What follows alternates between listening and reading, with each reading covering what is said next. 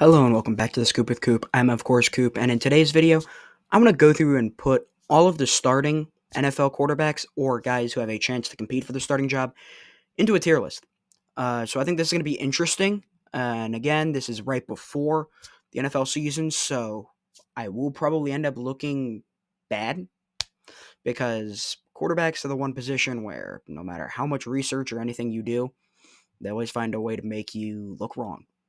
Uh, and so, just to break down some of the tiers first, elite, these are the guys who I consider to be the top five or so quarterbacks where they're players who are always in MVP contention, always going to make a Pro Bowl, and just really are players that they give defensive coordinators nightmares the night or day before a game.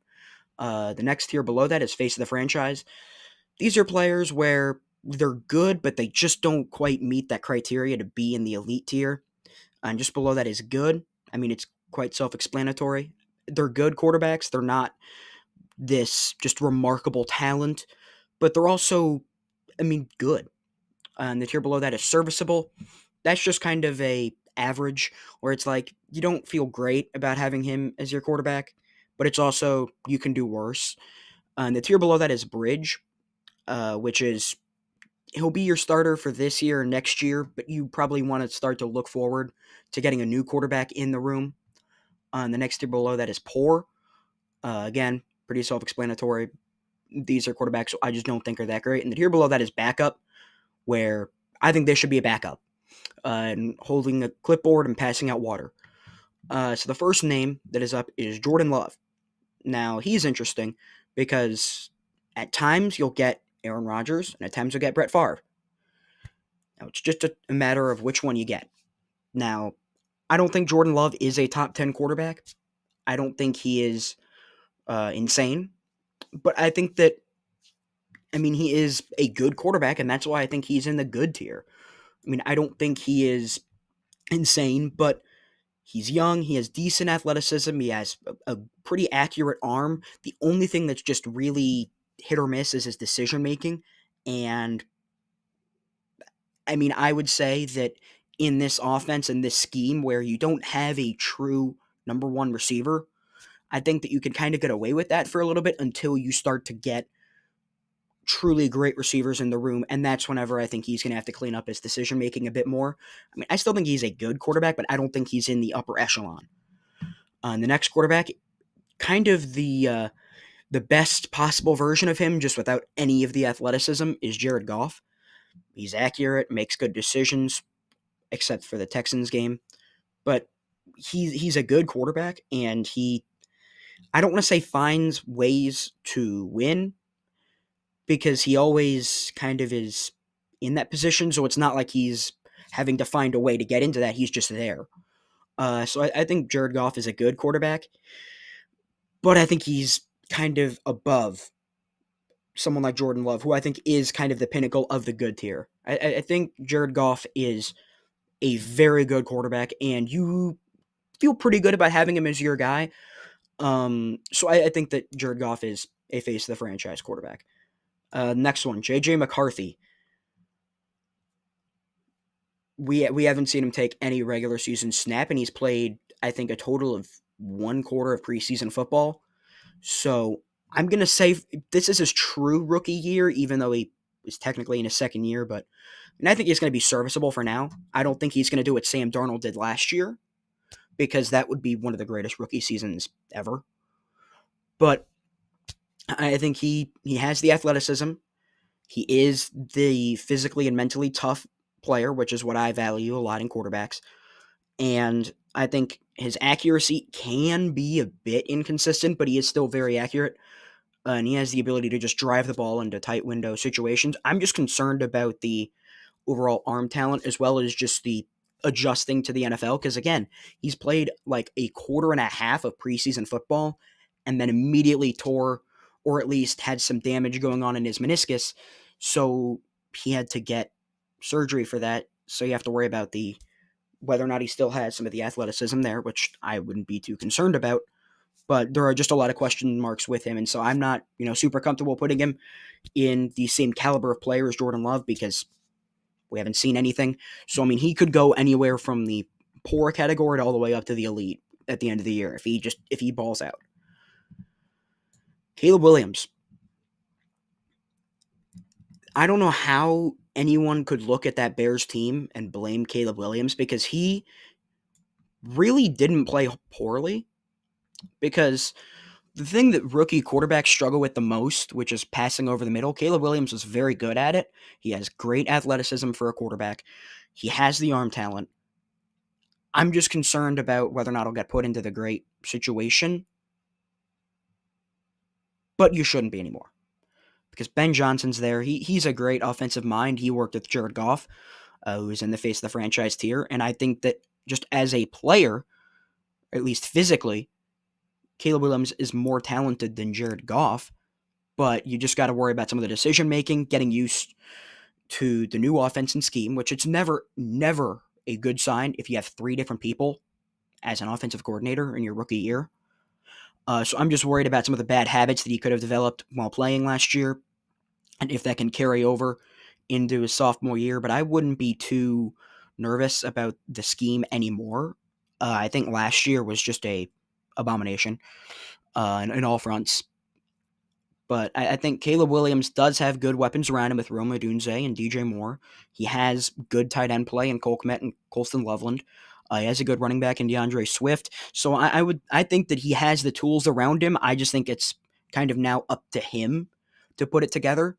But I think that if he can continue developing mentally and also just making sure that he knows like timing, chemistry, and just overall what it takes to be a good quarterback, I think he can be a good quarterback, and I wouldn't be surprised if he ends up in face of the franchise tier at the end of the season.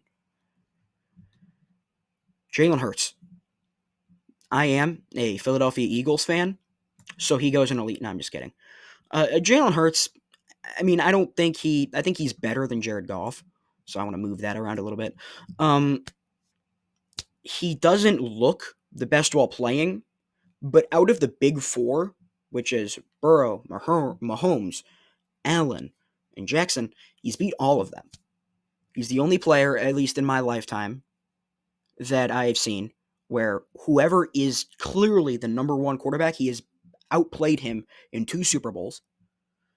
Jalen Hurts, when it matters most, steps up and is almost always the best player out there. He has the accuracy. The arm strength is a bit of an issue, but there's ways you can get around that.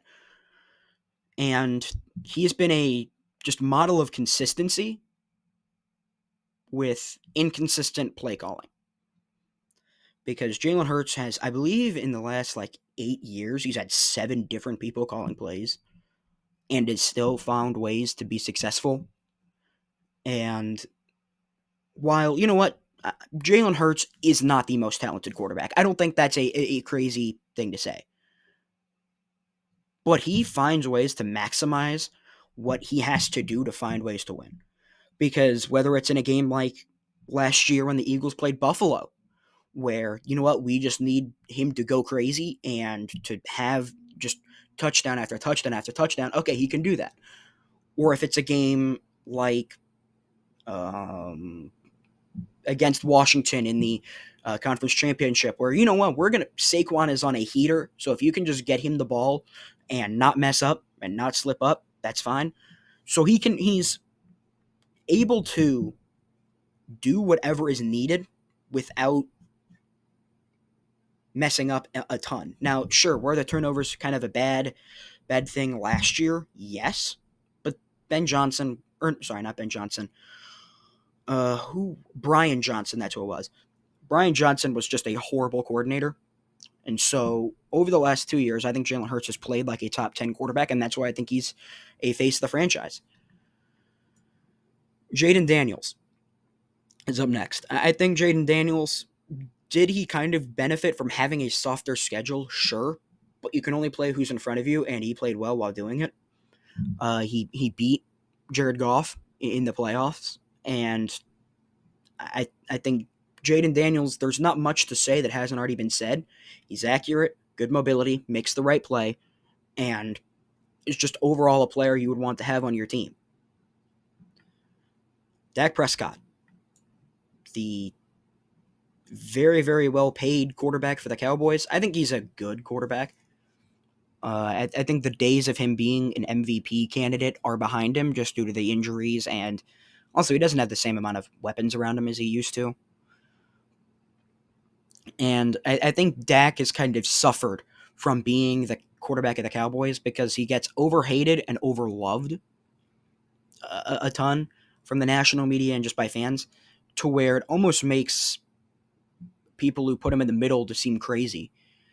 Because, I mean, Dak is a good quarterback. I mean, if you want someone who is outside of that tier, there's not many people that you would want that isn't a top 10 guy that is Dak Prescott. I mean, he is able to get you to the playoffs, but winning in the playoffs has been another thing, a whole other struggle for him. But a lot of players in NFL history have struggled with the postseason, so I'm not going to hold that against him massively. I also just don't think that he was ever a top of the NFL just baller. I mean, I think he got up close to getting there, just like in the 7th and 8th quarterback, but I don't think he was ever up in that tier. So I think him being the best quarterback in the good category is fair. The next player, Jackson Dart. I almost want to put him in the same tier as JJ McCarthy because I have no idea what he could do. He, for all that we know, he could go back to the USC days where he just wasn't playing great football, or he could continue with the Ole Miss where the RPO is just killing you. And I do think he has a good offensive mind as a head coach.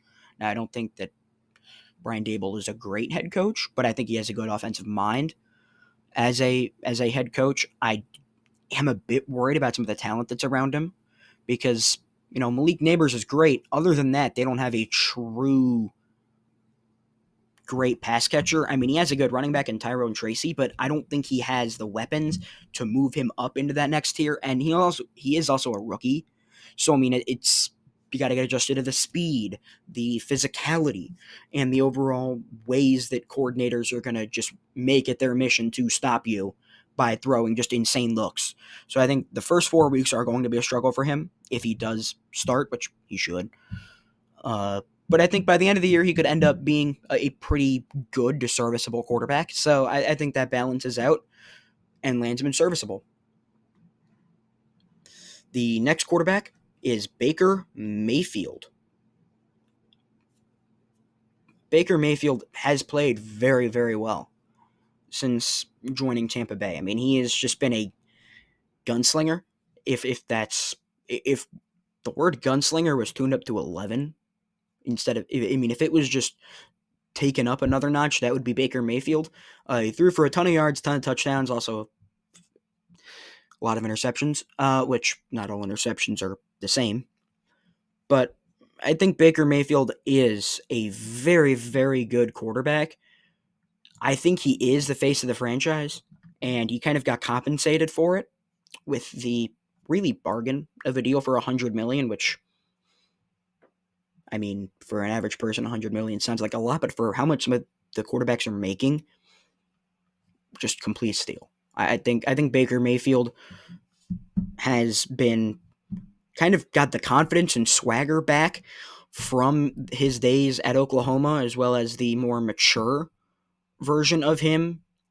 And so I think that kind of meshes together and makes a very good quarterback and someone who he will dice up your defense on Sundays. So I think Baker Mayfield has been a very good quarterback since he's joined Tampa Bay. But I think that we're starting to see the top of what he can be, which is a face of the franchise, very good quarterback. Bryce Young. He is the tale of two halves of a season.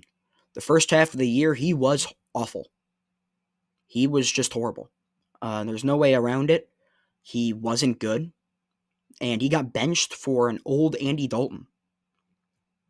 But the second half of the year, he played very good football. He had 20 total touchdowns since he was inserted back into the lineup. He didn't put the ball in harm's way as much. and looked like he regained that confidence and that flair that you saw at Alabama. And obviously, you do worry about the frame for Bryce Young. I mean, someone who is 5'10" in the NFL as a quarterback doesn't have a great track record. But I think Bryce Young is truly phenomenal at the anticipation that comes with playing in the NFL. He knows where players are going to be. He knows what he has to do to get the ball there. His accuracy is coming back. And again, his arm strength isn't great, but I think that his accuracy, his touch, and his awareness are all sort of coming together. And he's kind of rejuvenated himself and ended the year playing very good. So I think he is in the good tier. I worry about consistency, and I'm hoping that he can build off of what was a average season just because of the truly horrible start that he had to start the year. But he ended the year very strong, and I think that can carry over into a hopefully a good year 3. So the next player up is Michael Penix. I think he was just okay whenever he had played. I think that now he has the questions because now you have the tools around you. You have had a full training camp and OTAs to show up, and now is whenever you sort of have built the chemistry because you have a great receiver in Drake London. You have a good talented tight end in Kyle Pitts, and you have Bijan Robinson, who's a great running back. Again, I'm just worried about the consistency because when he was in college, the accuracy was there. He was one of the most accurate quarterbacks in college, and he got drafted for it. But in the NFL, his accuracy was just up and down. I mean, there would be plays where he would just hit a crossing route where it's like, okay, he can ball, but the very next play he would just end up throwing the ball in the dirt, and it's like, how is this the same player? So I think that if he can get the accuracy and consistency up and continue to develop the chemistry, I think that he could end up being a very good quarterback. Those are two of the tougher things to build on. So I think that just playing it safe, I'm going to put him in serviceable because I don't think he is as good as Bryce Young, but I think that he has potential to go up. I'm just worried about what he will be in for this current year instead of what his building process will continue to be. Tyler Shough, I don't understand why he's. I think he's a backup. I mean, if you're struggling to beat out Spencer Rattler, which I don't think Spencer Rattler is good. Some of the stuff that you've seen at training camp for Tyler Shough is like, how did he get drafted? You look at the combine. He had one of the worst throws I've ever seen. He isn't exact. I mean, he's somewhat accurate, just inconsistent, doesn't have elite tier arm talent. I don't see a way in which he's going to ball out in the NFL. So, I mean, I think he is a decent backup, but I think New Orleans in general is going to have to look, go to a ton of Penn State and Texas games to go look for Drew Aller and Arch Manning for next year, or LSU to go get Nussmeier. Matt Stafford, I think that he is in the face of the franchise tier. I do worry about Stafford's durability because he is not practicing right now because he has a back injury, which he is one of the toughest quarterbacks in the NFL because he battles through just some insane injuries. But I think that he has all the arm talent is still there. I think he has some juice left. He plays in a fantastic scheme by Sean McVay. He's able to get players open.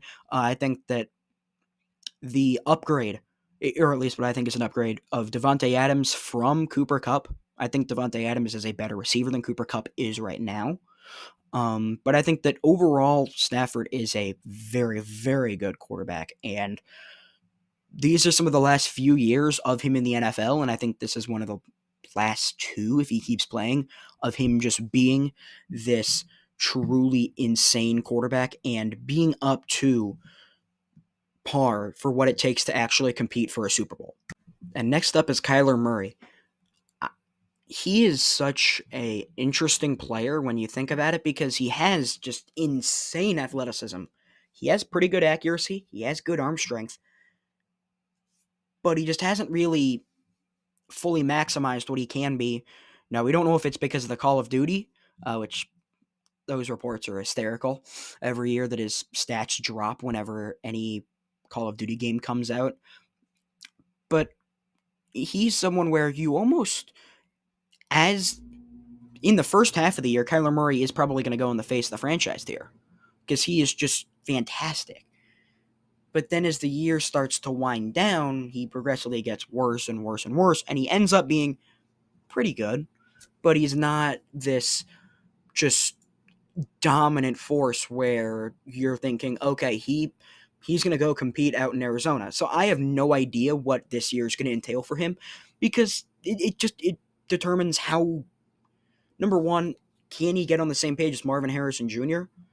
Can he keep utilizing Trey McBride? And can he still keep a good running game going? So I think that he is a good quarterback, but I thought he could reach that just insane top of the NFL, but I guess that's just not attainable for him anymore. Next, Brock Purdy. I have never seen someone so hated on because, I guess, Brock Purdy saved pretty much the 49ers from being horrible, and they weren't even that great. He is great at accuracy for a quarterback. He has very good athleticism for a quarterback. He has pretty good mental able to get a good picture of what's going on pre-snap. He plays in a good system and he doesn't really suck. um but he plays very well, and I don't know why, as a NFL community, it's the same thing with Jalen Hurts. I don't know why we feel the need to bash on players. Is Brock Purdy a top 5 quarterback? No, but he is a very, very good quarterback, and last year, or I guess 2 years ago now, he took the 49ers to the Super Bowl and played very well in that Super Bowl. It just so happened that his offensive line was just horrible, but he plays very well, and at times you'll see him scrambling around looking just for anyone open, and he'll make a great throw that'll leave you wondering, like, he's a good quarterback, and he got paid for it. So I think that the way we act about Brock Purdy is just overly critical. I think he is a very, very good quarterback, and is someone that you, for the 49ers, you want to continue building around. Sam Darnold. He has had a interesting career arc up to this point because it didn't work out in New York, didn't work out in Carolina, sat behind Brock Purdy for a year, went in Minnesota and balled out and won 14 games. I think looking towards next year, he's going to have, I think it's Clint Kubiak as his play caller in Seattle. He was the OC in New Orleans, and he's very good with scheming a player like Sam Darnold, who I think is very similar to Derek Carr was last year. But Sam does have much better athleticism than Derek Carr. I think that he's great under center. He's great off of the play action game. He's accurate, and he's kind of stopped the seeing ghost aspect of his game, where he'll just throw a pass that'll make you go, what are you looking at? He's kind of fixed that up, and he's cleaned it up. He's had 2 years of being kind of learning from 2 good offensive minds in Kyle Shanahan and Kevin O'Connell. And so I think now he's kind of, he's more mature with the ball. He still has the accuracy. He still has the athleticism. So I think he can end up being or not end up. I think he'll continue to stay as a good quarterback. But again, I'm just afraid, not afraid. I don't think he will reach the top tier of quarterbacks. So I think that he just is kind of capped out at where he can be as a player, and I think he's just kind of at his potential. Speaking of someone who's maximized their potential, Lamar Jackson, he is an elite quarterback. He, no doubt about it. Why? Okay, whatever. I'll just continue to talk about it. Lamar Jackson, most athletic quarterback in the NFL. Very good passer, very accurate. does have a pretty good arm in terms of just arm strength and overall arm talent. The only thing that can somewhat be troubling is he does sometimes force the ball too much, and that's only in the playoffs. I've never seen someone's decision making completely lapse. But he's been in the MVP conversation for 3 years and has won two of them, and is in the last 3 years and has won another before that. Again, he is not just a running back. He is a phenomenal passer. He is a phenomenal runner, and he is a true threat every single time he has the ball in his hands. Joe Burrow. Pretty good athleticism, nowhere near Lamar, but I think his passing is better. Now, I don't think he has as strong of an arm as Lamar, but his accuracy, pinpoint. And the other thing with Joe Burrow that is kind of a superpower is his under pressure numbers. Whenever every quarterback is under pressure, they drop drastically in terms of a passer rating. Joe Burrow barely drops.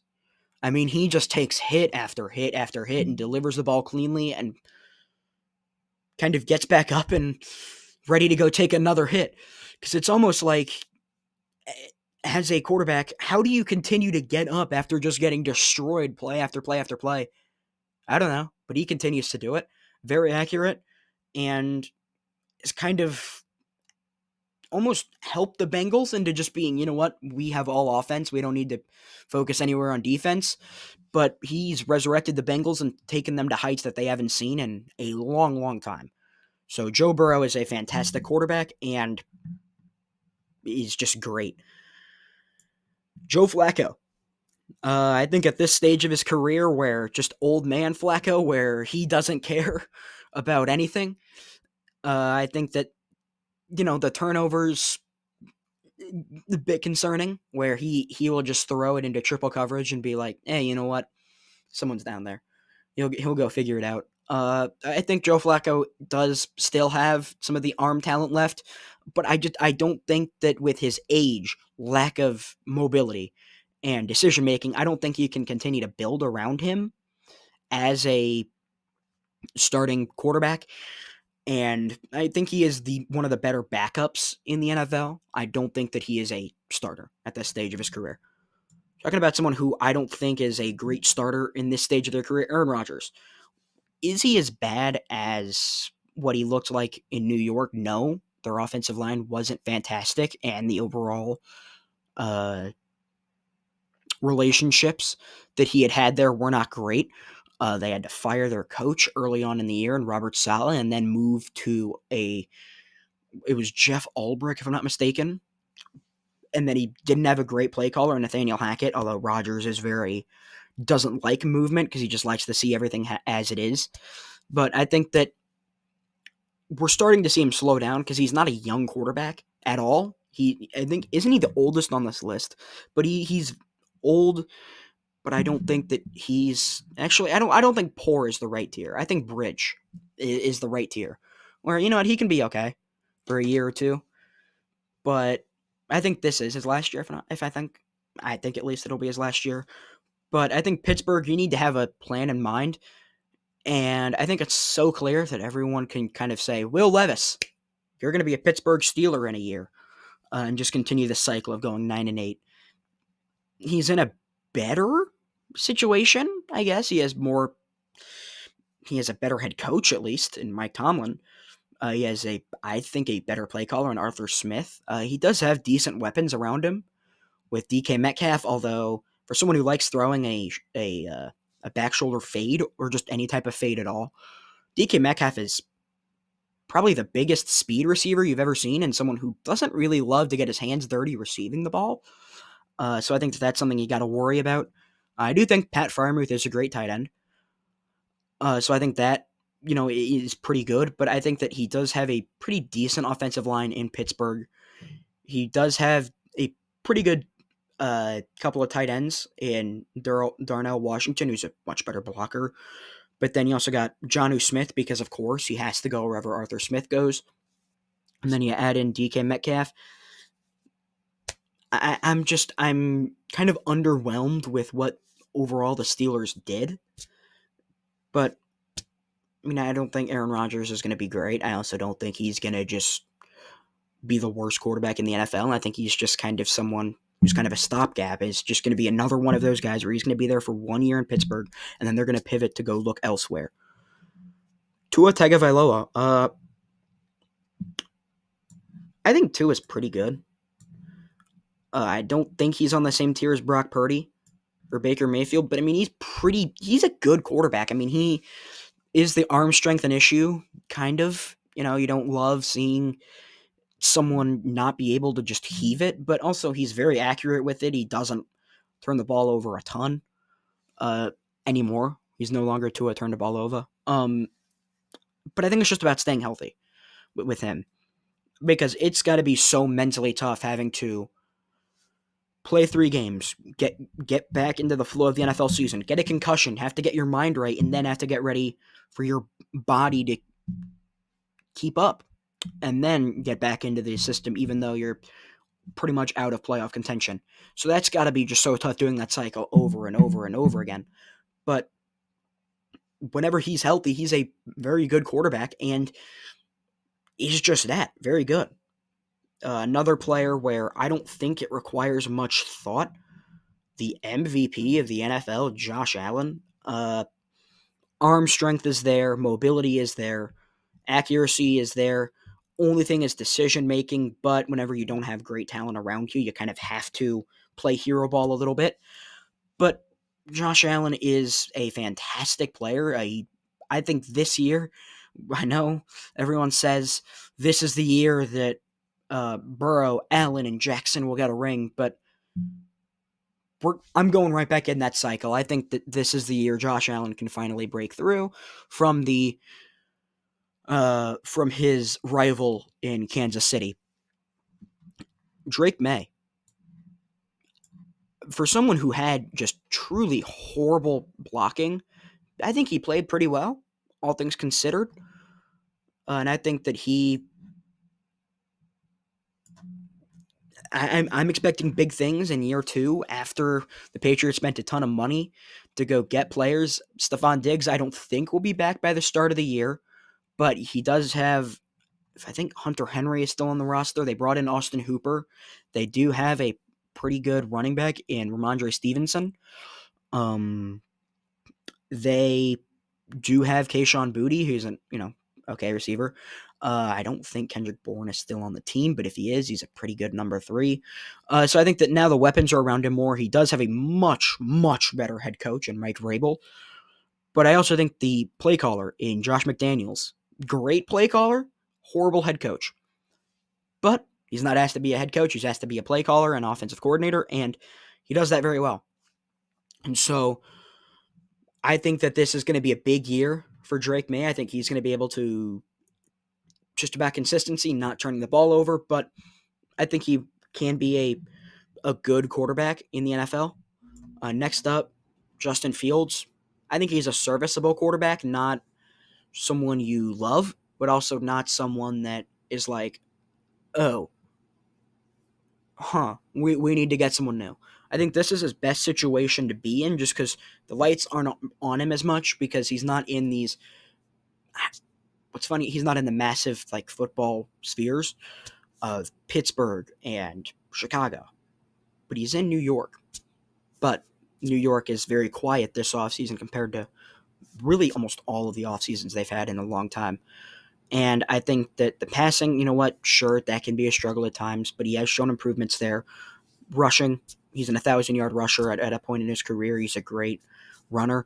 I'm just concerned about consistency and the mental impact and the mental requirements to be a good quarterback, and I think that's something that I don't think he will ever figure out.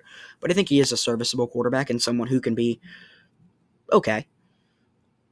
And someone from that same 2021 draft class, Trevor Lawrence, I think that he is a disappointment, I think, compared to what everyone expected of him, but he isn't bad, so it's not like he's an outright bust.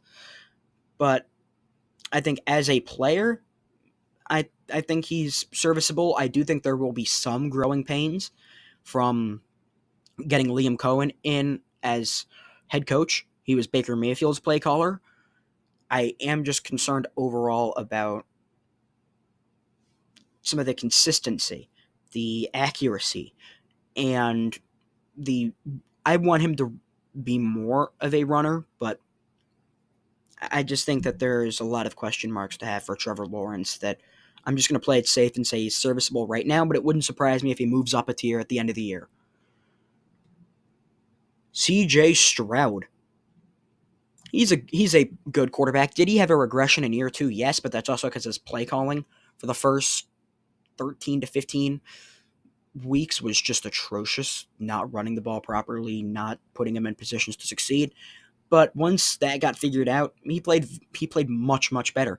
Now with kind of a better situation around him, tons of receivers, because oh my goodness, this dude will have just an abundance of weapons to throw to.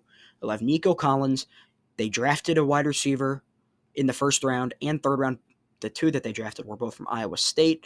And then he also has Christian Kirk. And then I don't think Tank Dell will be coming back this year, but if he does, that's a pretty good player. So I think he has great weapons around him. He has a great head coach in DeMeco Ryans. He plays very well from the pocket. But the only thing is just, can the offensive line protect him enough to where he can get the ball out cleanly and not have to make off-platform throws? Other than that, I think he's a face of the franchise quarterback, someone you want to build around, and someone who's a very good quarterback. Anthony Richardson. For parts, it'll look like, oh, you know what? He has all the arm talent in the world. But the very next play, he'll end up just completely airmailing a throw that'll leave you wondering, how did this guy get drafted 4th overall? Because, if I'm not mistaken, from PFF, the best quarterback on deep balls that were the incompletion percentage on long passes was 33%. Now, that number isn't like completion percentage. It is just based off of what percent of the passes were incomplete because of the quarterback's throws. Joe Burrow was in the 30s. Anthony Richardson was in the 50s. So half of all of Anthony Richardson's deep balls are incomplete because of him. The accuracy is a major problem. But something that might be even larger than that is just the durability, because he's played like 15 games in the NFL in 2 years. He just can't stay healthy. He has all the physical tools. He has an amazing arm. He doesn't make horrible decisions. He's a great athlete. It's got to be the most mentally frustrating, because he is making the right decision, but he just can't get the throw there. So I think that you can't say he's going to be serviceable. I think he is a poor quarterback, but I think he has the athleticism to justify it being not a backup, but he is in a quarterback competition with Daniel Jones. So it's an unfortunate situation with him. Cam Ward. I think there will be some adjusting to the NFL with him. He doesn't have a great team around him, because obviously if you pick number 1, your team kind of sucks. But he is very good targeting the middle of the field, or at least he was in college, but I think that will continue in the NFL. He has great arm strength, great accuracy, and he does have a strong arm. He is very mobile, but the only thing is just some of the turnovers that he throws are just Jameis Winston-esque, where it's like, what are you doing? Why would you throw that? So I think that if he can get the consistency, and if he can utilize some of his weapons, even though there aren't many, but I think he's going to be a serviceable quarterback by the end of the year. He'll definitely show flashes, but it'll also, I don't think he will reach where he could be at the end of his rookie year, mainly because of everything else around him, really. I mean, their special teams unit was just horrible, so that sets up the defense to not be able to play great. And once you go down and your defense doesn't play well, you're going to have to get more desperate, which is when you're going to allow players to kind of mess up. So I think that whole cycle will affect him. I think also just the usual of adjusting to the NFL speed. That's going to take some time. Getting familiar and developing chemistry with your receivers, that's going to take some time. So I think overall, Cam Ward will be a good quarterback by the end of the year. I just think that there will be some things that'll make him just a little bit below that. The next player up, I don't need to explain this at all. Well, Madden thinks he's slowed down. I don't think he has. I think that his accuracy is still on point. Great arm talent, great arm strength, great mobility. Decision making isn't as great as it used to be, but he is still very, very good, and at least in my opinion, the best quarterback in the NFL because I value winning and I value contributing to winning and being able to put your team in the best positions to win. And Mahomes does that better than literally everyone. And for the people who are like, oh, they got away with DPI, I mean, they're ninth, or at least in the regular season, which, okay, you know what, that's heightened. But the people who are all on the left of him here were all higher than him. So I think Mahomes is the best quarterback in the NFL. Most of these I just haven't arranged by how I actually think they are, unless there's just the face of that category or tier. But I think that most of the people in elite, I don't need to explain why they're elite. But I don't think Mahomes is going to be slowing down. He'll get Rashee Rice back. He has Xavier Worthy. Hopefully Travis Kelce has started to take the offseason seriously now over the last 2 years, though. To be fair, I don't blame him. You're a multi-time Super Bowl champion and your girlfriend is Taylor Swift. Football would not be my big concern. I would just enjoy my days chilling on a beach or, wherever he wants to be. But I think if he can get that motivation back after being humiliated in the Super Bowl, I think that could be another great weapon that he could use. He has Isaiah Pacheco, which sure, he slowed down since his injury. Still a pretty good running back. Kareem Hunt is just a bowling ball at this stage in his career. Noah Gray, a very, very good underrated backup tight end. And, he has Andy Reid. Probably the best coach in the NFL, if not one of the best play callers in the NFL. So I think this year for the Chiefs, they could have a bounce back year, which is funny because they did end up making the Super Bowl. But I think the Chiefs are going to just be dominant next year. Justin Herbert, he's a tough one to rank because I value winning and contributing to winning, and playoff success is kind of important to me. Justin Herbert has pretty much none of that. He had a horrible playoff game. But I think in year 2, with some upgrades, I think they upgraded at running back at least with Najee Harris coming in, although he does sometimes run like he has brick shoes. I think Herbert will hopefully continue to have better weapons because I believe Keenan Allen went back to the Chargers, although Mike Williams was there and retired, but he wasn't a game changer. Ladd McConkey, hopefully he can build off of what I thought was a very, very good year 1. I think Ladd McConkey played very well for his first year in the league. I think that if he can continue to build on the steps that he showed, I think he can end up moving into the elite tier. I just don't think he's quite there yet. I think if he doesn't have to run, don't make him, but he is a very good runner, especially for someone who is like 6'6". I think he is very accurate, has great arm talent, and in the regular season is conducive to winning. It's just about getting the playoff success down because you don't want him to end up being like Phillip Rivers, but Phillip Rivers was a very good quarterback. Next quarterback up, Bo Nix, I think ended his rookie year very, very strong. I think now some of the guardrails and the training wheels on this offense have completely come off. And I think having Sean Payton as your head coach, that helps a ton. Having Courtland Sutton there, that helps a ton. I think that the Broncos, with their defense being just dominant, will help the offense because they do play complementary football, and that's the goal for most teams is to play complementary football. Except for the Bengals, they just want to be all offense. But for Bo Nix, good accuracy, good arm strength, doesn't make poor decisions anymore. He did it the first half of the year. Good mobility. I'm just worried about what his ceiling can be because I don't know how much higher he can be because I don't think he's great under pressure. Or at least from what I've seen of him, I don't think he has the best accuracy. I don't think he has the best arm talent. I don't think he has the best mobility. He doesn't have any single trait that he is the best at, but he's just very good at all of them, which is why he might be the best of the good category. But I think Bo Nix is a great quarterback, and I think that the Broncos, man, you recovered well from that really bad Russell Wilson situation because they owe him $80 million, but they instantly get someone who I think could be the franchise quarterback. And then the last name on this list, Geno Smith. Well, sure, the interceptions were plentiful. His offensive line was so bad.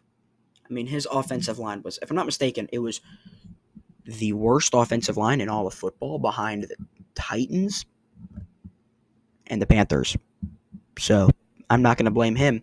If, he gets hit as he throws, just going to chalk it up, go on to the next one. I think Geno Smith, good accuracy, much better, more mature as a passer than he was when he was younger. The turnovers, well, you know what, sure, is an issue. Kind of hard whenever you're getting pressured within like 2 seconds and you're just like, oh crap, we're going down there. Geno Smith does have wheels, honestly. He can move a little bit. A lot, actually. But Geno Smith, good quarterback. Or at least for a lot of these players, I'm just concerned about reaching their peak and reaching the top of their potential. I don't think Geno Smith will ever be a face of the franchise quarterback, but I think he's kind of a very good quarterback and is like, hey, you know what? Cool. So this is my final ranking of, or at least my tier list of NFL quarterbacks. Let me know in the comments if you disagree with me. And as always, this is the Scoop with Coop, and until next time.